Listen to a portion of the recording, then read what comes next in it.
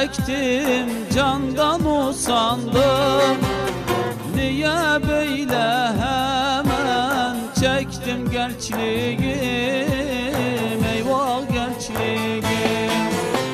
Çok çileler çektim, candan usandım.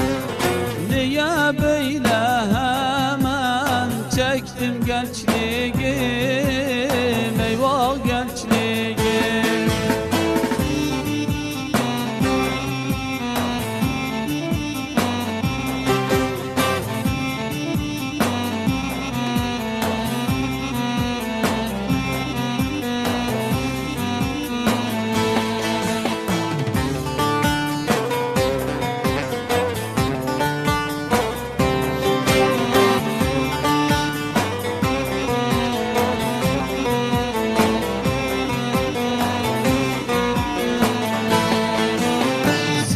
Saçlarıma ağlar doluyor.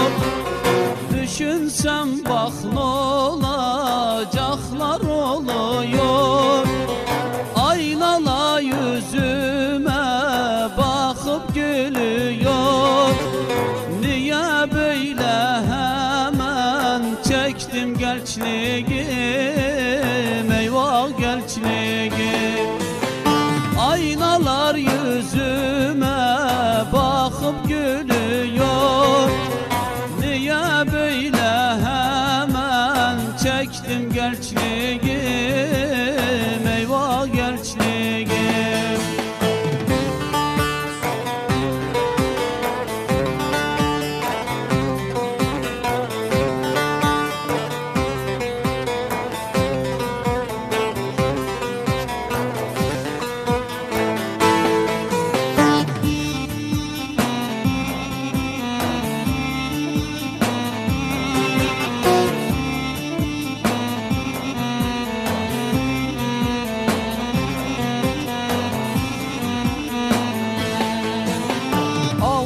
Ağustos'tayım da kışta gibiyim.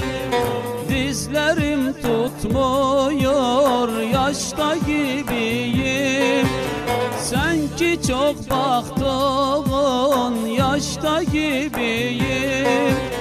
Niye böyle hemen çektim gençliğim, eyvah gençliğim.